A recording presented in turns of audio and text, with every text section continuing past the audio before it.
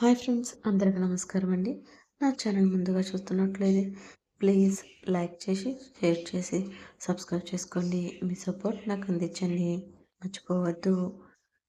శృతి అసలు పేరు శృతి మెహతా. ఇండియాలోని అత్యంత సంపదకుల అయిన కుటుంబంలో ఒకటి.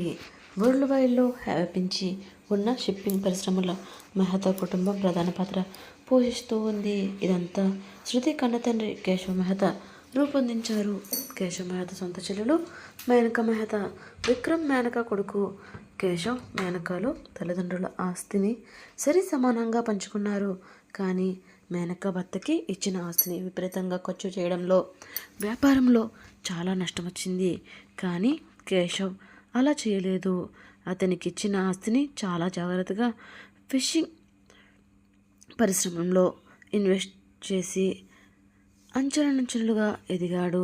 కేశవ్ వ్యాపారాల్లో ఎదుగుదలను చూసి తన భర్త అప్పుడప్పుడు డబ్బులు కావాలి అని అడిగేవాడు. మేనక కూడా సొంత అన్నయ్య అయినప్పటికీ ఎలాగైనా తన ఆస్తిని తన స్వాధీనంలో పెట్టుకోవాలి అని అనుకుంది. తన కొడుకు అయిన విక్రమ్కి పెళ్లి చేస్తే ఈ ఆస్తి అంతా తన ఆస్తి అవుతుంది అని ఆలోచించింది. కానీ కేశవ్, ఏం మాట్లాడుతున్నావు మేనక? నీ కొడుక్కి నా కూతురికి ఇవ్వాలా? మతి ఉండే మాట్లాడుతున్నావా, లేక మతి చెల్లించి ఇలా మాట్లాడుతున్నావా? నీ భర్త ఒక జులాయి, వాడికి పుట్టిన నీ కొడుకు మరొక జులాయి అవుతాడుగా. తాగి తందనాలు ఆడి ఇచ్చిన ఆస్తి అంతా హారతి కర్పూరంలో కరిగించేశాడు నీ భర్త. అలాంటి ఇంటికి నా కూతురిని కోడలుగా పంపమని అడుగుతున్నావా? నీకు కొంచెమైనా మనసు ఉందా? నీ మనసులోకి ఇంకోసారి ఇలాంటి పిచ్చి పిచ్చి ఆలోచనలు రానివ్వకు అని గట్టిగా కొట్టినట్టు చెప్పాడు కేశవ్. కేశవ్ మాటలు మేనకకి కోపం తెప్పించాయి. ఎలాగైనా కేశవాస్తిని కొట్టేయాలి అని తెగ ప్రయత్నాలు చేసింది. కానీ ఆమె చేసిన ప్రయత్నాలని వృధాగా మారాయి. శృతిని పెళ్లి చేసుకోవడం తప్ప మేనకకి మరొక అవకాశం కనిపించలేదు. తను మాత్రమే వాళ్ళకి డబ్బు కట్టలా కనిపించింది. శృతికి సరిగ్గా 15 ఏళ్ళ వయసు ఉన్నప్పుడు ఆమె తన పుట్టినరోజు నాడు ఫ్యామిలీతో కలిసి బయటికి వెళ్ళింది. సడన్గా రోడ్డు మీద పీచు మిఠాయి కనిపించింది. అమ్మ, నాకు పీచు మిఠాయి కావాలి అని అరిచి గోల చేసింది. ఏంటిది శృతి, నీకు ఎన్నిసార్లు చెప్పాలి బయటికి వచ్చాక ఇలా రోడ్ సైడ్ తినకూడదని? ఎన్నిసార్లు చెప్పినా వినవు కదా అని తల్లి వసుంధర కోప్పడింది. అయినా శృతి వినకుండా ఏడ్చుతూ పీచు మిఠాయి కావాలి అంతే అని మొండిగా అడిగింది. కేశవ్ కూడా చిట్టి తల్లి, అమ్మ చెప్పిన మాట వినాలి అని అన్నాడు. అంతే. శృతి మొహం దించుకుని అలిగి కూర్చుంది. అది చూసి నా కేశవ్, పోనీ లేదు, ఒకసారి తింటే ఏమవుతుంది, నేను తీసుకుని వస్తాను అని చెప్పాడు. అయినా మీ తండ్రి కూతుర్లతో మాట్లాడలేకపోతున్నాను. నా మాట ఎప్పుడు విన్నారు కనుక మీకు నచ్చింది చేసుకోండి అంటూ వసుంధర వాళ్ళని వదిలేసింది. నాన్న పిచ్చిమిటే అని మరోసారి అడిగింది. సరే కొంటాను అని కారు దిగుతుండగా నేను వెళ్ళి కొనుక్కుంటాను నాన్న అంది శృతి. వసుంధర నాన్న వెళ్ళి తెస్తారని చెప్పిన శృతి వినిపించుకోలేదు. నేనే వెళితే కొనుక్కుంటాను అని మొండి చేసింది శృతి. ఒకసారి మొండిగా మారితే ఎవరి మాట వినదు అని తెలిసి వసుంధర నిన్ను ఇంటికి వెళ్ళాక చెప్తాను నీ పని అని ముద్దుగా కోపడింది. శృతి చేతికి డబ్బులు ఇచ్చి పీచు మిఠాయి బండి దగ్గరికి పంపించాడు. శృతి వసుంధరని ఆపి కారు దిగి తనకి ఇష్టమైన పీచు మిఠాయి కొనుక్కోవడానికి వెళ్ళింది. కారులో కూర్చున్న వసుంధర కేశవ్తో, దాన్ని మీరే చెడగొడుతున్నారు, పెద్దయ్యాకిది మీలాగే తయారవుతుంది చూడండి అంటూ నిందలు వేస్తూ మాట్లాడింది. అది నా కూతురు, ద గ్రేట్ కేశవ్ మెహతా కూతురుదనం. ఆ మాత్రం మొండితనం నా కూతురికి అందం లే. అయినా కోట్లకి వారసురాలు అయ్యుండి కూడా రోడ్డు పక్కన పీచుమిఠాయి కావాలని అడిగిందంటే దాని మనసు ఎంత సున్నితమైందో అర్థం చేసుకో. అది కోరుకుంటే ఆ షాప్ వాడిని ఇక్కడికి రప్పించేవాడిని. కానీ నా కూతురే వెళ్ళి కొనుక్కుంటాను నాన్న అని అంది. అంటే ఒకసారి నువ్వు అర్థం చేసుకో వసుంధర అని అన్నాడు.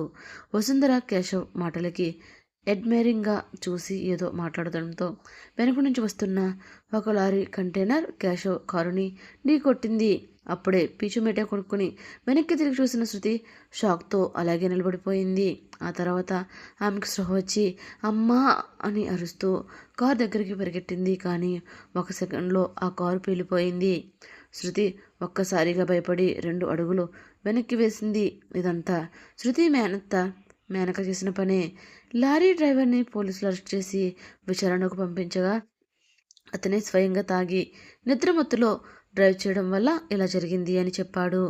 పోలీసులు డ్రైవర్ చెప్పింది విని నమ్మి అరెస్ట్ చేశారు అన్న మీద ఉన్న భయంతో శృతితో ప్రేమగా మాట్లాడిన మేనక ఒక్కసారిగా తన ఒరిజినల్ క్యారెక్టర్లోకి వచ్చేసింది. అప్పటి వరకు తనకి కోడలవుతుంది అని తన అసలు స్వభావం రుచి చూపించింది. తల్లిదండ్రి పోయి ఏడుస్తున్న శృతి దగ్గరికి వచ్చి అమ్మలా చేరతీయడం మానేసి ఆమెతో చాలా రూడ్గా బిహేవ్ చేసింది. చూడు, నువ్వు ఏడవడం మీ నాన్నకి నువ్వు మహారాణివేమో, కానీ నాకు కాదు. కోపం వస్తే నేను అస్సలు మంచిదాన్ని కాదు. నువ్వెంత ఈ ఇంటికి వారసురాలైనా చివరికి నిన్ను కొట్టుకోబోయేది నా కొడుకే, అది గుర్తు పెట్టుకో. అయినా పుట్టినరోజు నాడు తల్లిదండ్రులను మింగేసిన దానివి. ఈ ఇంట్లో సేఫ్గా బతకాలి అనుకుంటే జాగ్రత్తగా ఉండు, అర్థమైందా?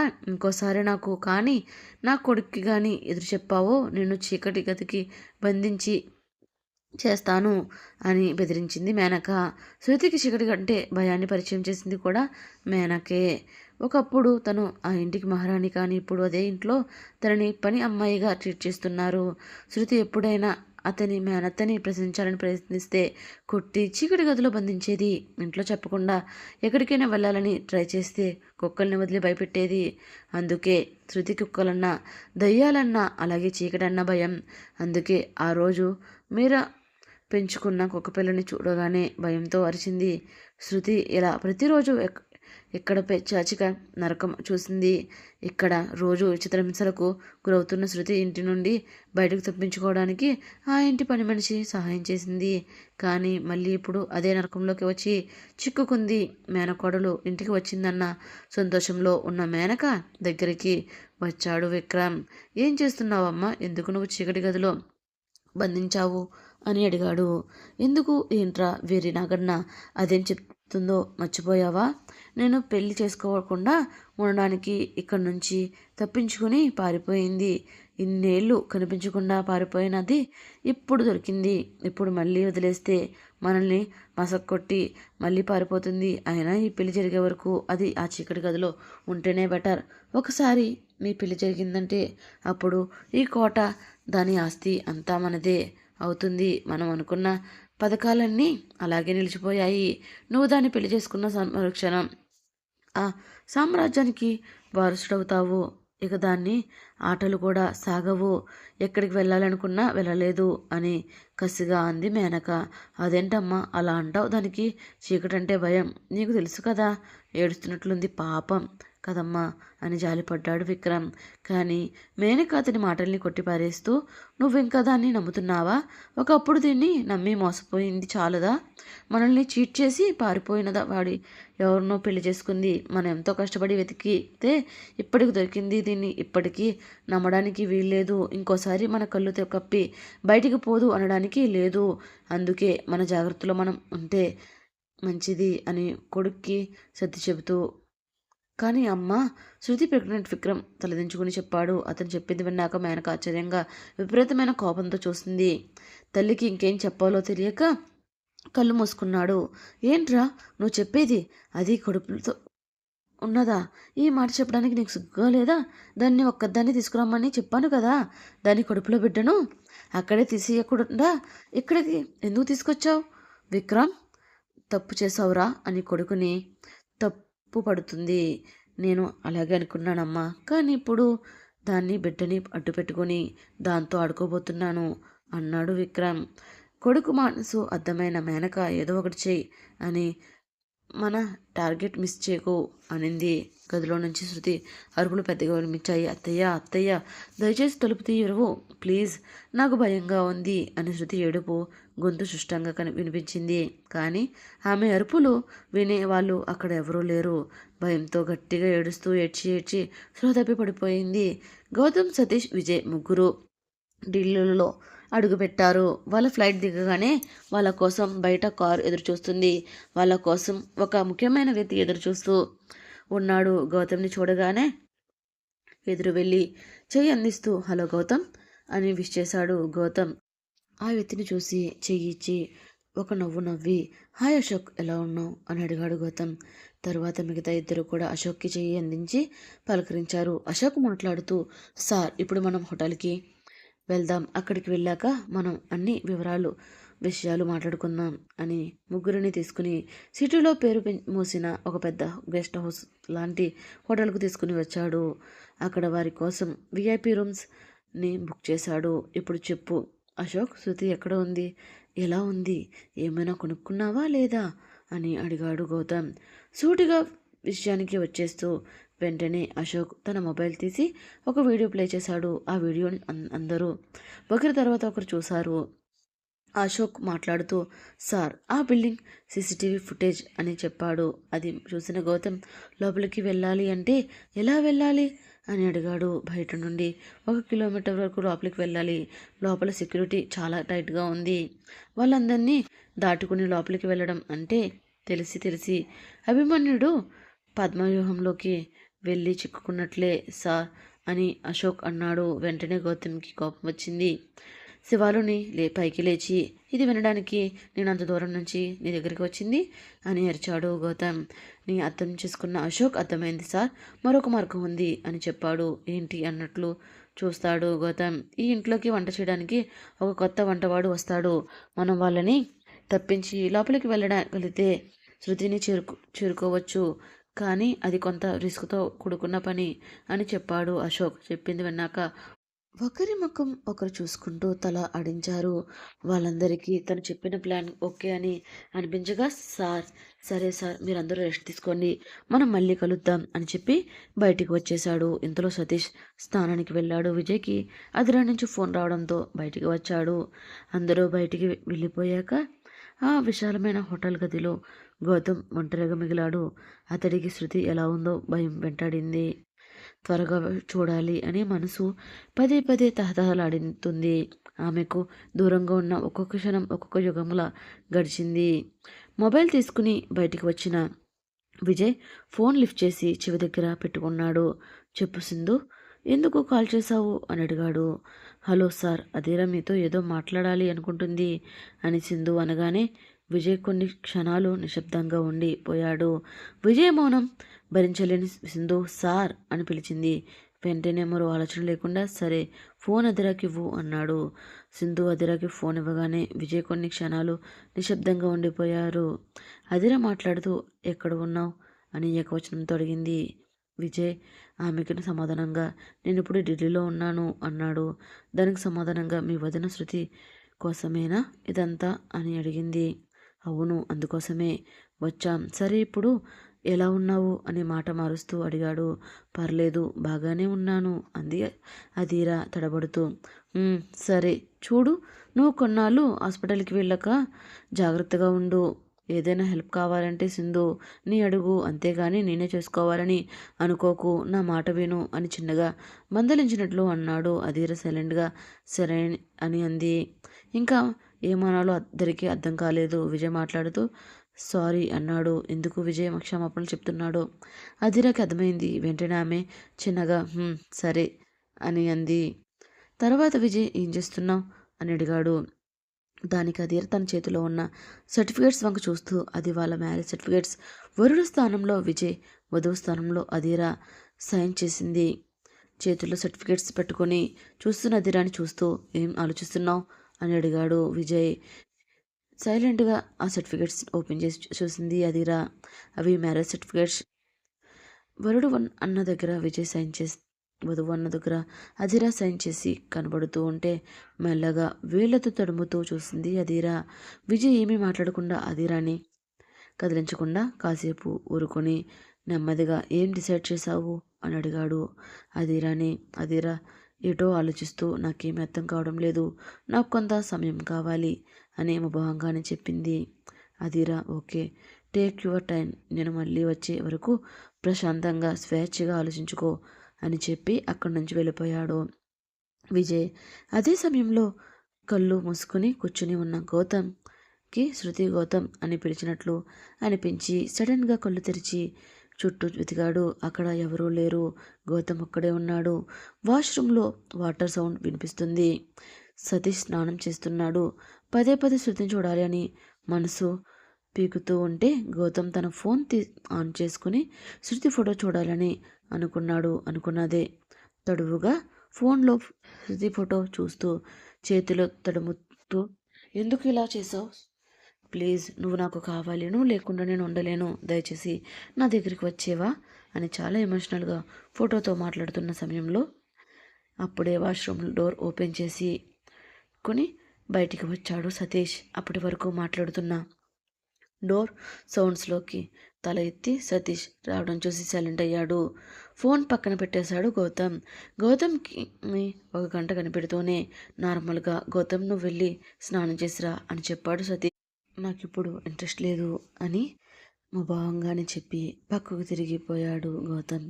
గౌతమ్ ఫేస్ వాడిపోయి నీరసించిపోయి బాధ మొత్తం అతడి ఫేస్లోనే క్లియర్గా కనిపిస్తుంది సతీష్కి. గౌతమ్ ప్లీజ్, మనం అమ్మాడిని వెతకడానికే కదా వచ్చాం. ఎలా అయినా మనం తనని ఏదో మనతో తీసుకుని వెళ్ళకుండా ఇక్కడి నుంచి కదిలే ప్రసక్తే లేదు. నువ్వు డీలా పడిపోకు. నువ్వు వీక్ అయితే అమ్మాడిని వెతకడం కష్టమవుతుంది. ప్లీజ్ ఫాస్ట్ ఫ్రెష్ అయ్యి కాస్త ఏమైనా తినేసి మనం బయలుదేరుదాం అంటూ గౌతమ్కి చెప్పాడు సతీష్. గౌతమ్ మౌనంగా అక్కడి నుంచి వాష్రూమ్కి వెళ్ళాడు. గౌతమ్ నెక్స్ట్ డే అశోక్ గౌతమ్కి కాల్ చేసి మీట్ అయ్యాడు. సార్, మనం ముందు అనుకుట్లుగానే ఇక్కడ ఉన్న వంటమాలతో కలిసి మీ ఇద్దరు లోపలికి వెళ్ళేందుకు అన్నీ అరేంజ్ చేశాను. మీ షర్ట్కి ఈ బటన్ని ఫిక్స్ చేస్తే లోపల ఉన్న కెమెరాలన్నీ హ్యాక్ చేయడానికి మాకు యూజ్ఫుల్గా ఉంటుంది. అలాగే ఈ విగ్ కనుక మీరు పెట్టుకుంటే మీ బ్లూటూత్ బయట వాళ్ళకి కనిపించకుంటూ ఈజీగా మీకు ఇన్స్ట్రక్షన్స్ ఇవ్వచ్చు అని అంటూ అతనితో తీసుకొచ్చిన విగ్ ఇంకా బటన్ కెమెరా హ్యాకర్స్ని సతీష్ ఇంకా గౌతమ్కి ఫిక్స్ చేశాడు అశోక్. అక్కడ హ్యాకర్కి మోడ్తో సెట్ చేసిన బ్లూటూత్ నుండి అవసరమైన ఇన్స్ట్రక్షన్స్ ఇవ్వడానికి రెడీగా ఉన్నాడు విజయ్. శృతి ఉన్న మెన్షన్లోకి అడుగు పెట్టడానికి ముందుగా ప్రిపేర్ అయ్యి రెడీ అయ్యారు సతీష్ ఇంకా గౌతమ్. ఎంట్రన్స్లోని చెకింగ్ కోసం ఇద్దరిని ఆపి చెక్ చేస్తూ, నిన్ను చూస్తూ ఉంటే కుకింగ్ వాడిలా కనిపించడం లేదు, ఇంతకు ముందు ఎక్కడ వర్క్ చేసావు అని డౌట్గా గౌతమ్ని చూస్తూ అడిగాడు ఒక సెక్యూరిటీ. వెంటనే తడబడకుండా ఇక్కడ పక్కనే ఉన్న హోటల్లో వర్క్ చేశాను అని ఆన్సర్ ఇచ్చాడు గౌతమ్.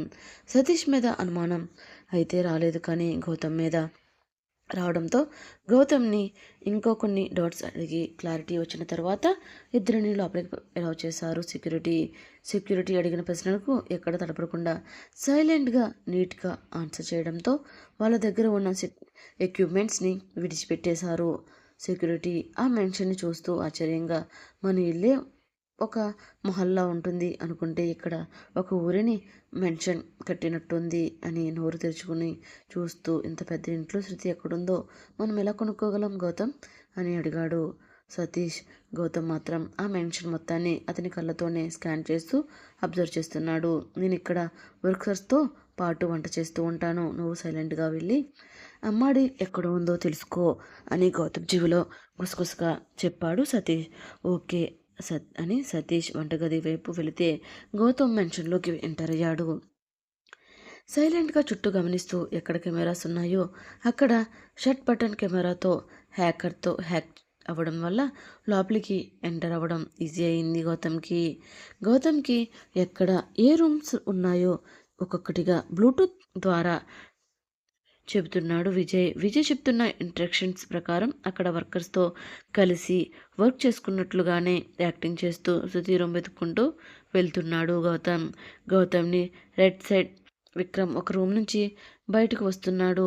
అతని కంటపడకుండా ఎక్కడైనా దాకో అర్జెంట్ అంటూ విజయ్ హెచ్చరించేసరికి వెంటనే అలర్ట్ అయ్యి విక్రమ్ కంటపడకుండా దాక్కున్నాడు గౌతమ్. రూమ్ నుంచి బయటకు వచ్చిన విక్రమ్ ఒకసారి చుట్టూ గమనించి ఆ రూమ్ని పాస్వర్డ్తో లాక్ చేసి అక్కడి నుంచి వెళ్ళిపోయాడు. ఇదంతా పోల్ వెనకాల నుంచి అబ్జర్వ్ చేసిన గౌతమ్ ఆ పాస్వర్డ్ని కళ్ళతోనే స్కాన్ చేసి మైండ్లో రికార్డ్ చేసుకున్నాడు విక్రమ్. ఆ దరిదాపుల్లో లేకుండా వెళ్ళిపోయేంత వరకు వెయిట్ చేసి టక ఆ పాస్వర్డ్ ప్రెస్ చేసి ఆ రూమ్లోకి ఎంటర్ అయ్యాడు గౌతమ్. రూమ్ మొత్తం ఒక్కసారిగా చెక్ చేసి బెడ్ మీదకి గౌతమ్ కళ్ళు వెళ్ళేసరికి ముడుచుకుని ఒక మూలన పడుకొని ఉంది శృతి. ఆమెని అన్కండిషన్లో చూసి గౌతమ్ మనసు తట్టుకోలేకపోయింది. అమ్మో, లైఫ్లో ఎన్ని కష్టాలు అనుభవించావు, ఎలాంటి కష్టం నీ దరి చేరకుండా చూసుకుంటాను అని బాధతో శృతిని చూస్తూ విక్రమ్ మీద విపరీతమైన కోపం వచ్చినా అది కంట్రోల్ చేసుకుంటూ వెళ్ళి ఆమె పక్కనే కూర్చుని శృతి భుజం మీద చెయ్యి వేసి మెల్లగా లేపడానికి ట్రై చేశాడు. గౌతమ్ ఎంత లేపినా శృతి కదలకపోవడంతో అప్పుడు అర్థమైంది ఆమె స్పృహ తప్పి పడిపోయింది అని. ఒక పక్క కోపం తనకు వస్తూ ఉంటే మరో పక్క శృతి కండిషన్కి బాధపడి అన్నిటితో గౌతమ్ మెదడు మొద్దు మారింది. గౌతమ్కి కాసేపటికి తేరుకుని పక్కనే ఉన్న వాటర్ తీసుకుని శృతి దగ్గరికి వెళ్ళి తడి చేత్తో కళ్ళను తుడిచి, అమ్మో నేనురా నీ గౌతమ్ని, నీ కోసం వచ్చాను, ప్లీజ్ కళ్ళు తెరిచి నన్ను చూడు, నేను చేసినంత తప్పే, దానికి ఏ పనిష్మెంట్ ఇచ్చినా అంగీకరిస్తాను, అంతేకాని నాకు దూరం కావద్దు ప్లీజ్ అని గౌతమ్ చాలా బాధగా శృతిని లేపుతున్నాడు.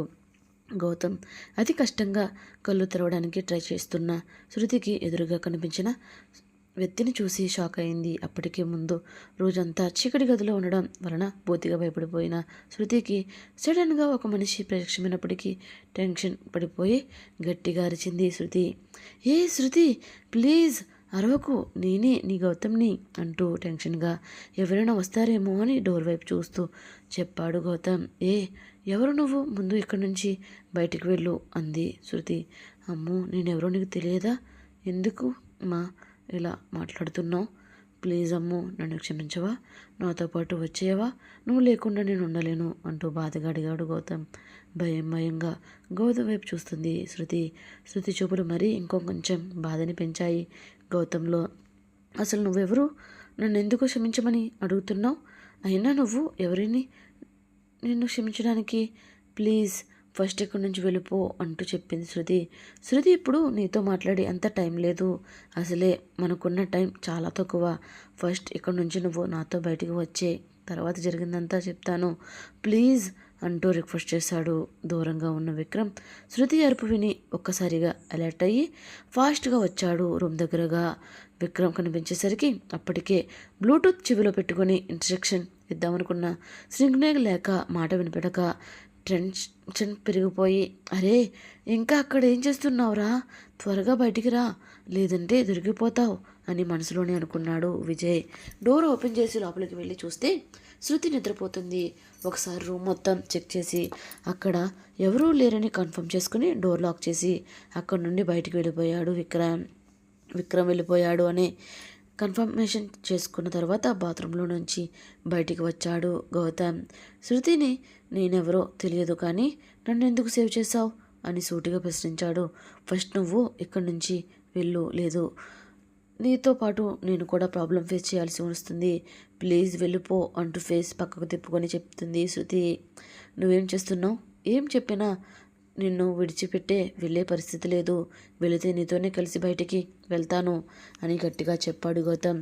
నువ్వు బయటికి వెళ్ళకపోతే నేను ఇప్పుడే విక్రమ్ని పిలుస్తాను అని బెదిరించింది శృతి.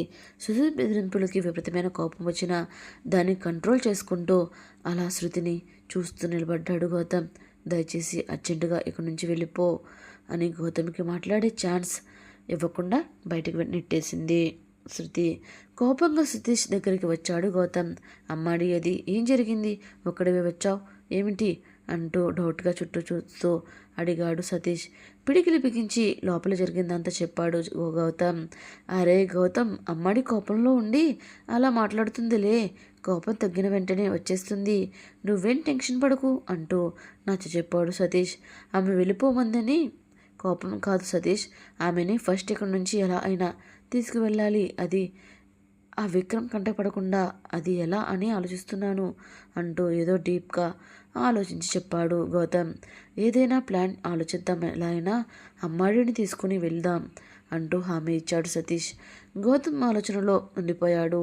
అంతలో గెస్టులు భోజనానికి రావడంతో విక్రమ్ మేనక కలిసి శృతిని బలవంతంగా తీసుకుని టేబుల్ దగ్గరికి తీసుకుని వచ్చారు. డిఫరెంట్ డిషెస్ అన్నీ చేసి డైనింగ్ టేబుల్ నింపేశారు. ఆ డిషెస్ అన్నిట్లో ఎక్కువగా సౌత్ ఇండియా ఫుడ్స్ అట్రాక్టివ్గా ఉన్నాయి. అందరూ చైర్స్లో కూర్చోగానే సర్వెంట్స్ వడ్డించడం స్టార్ట్ చేశారు.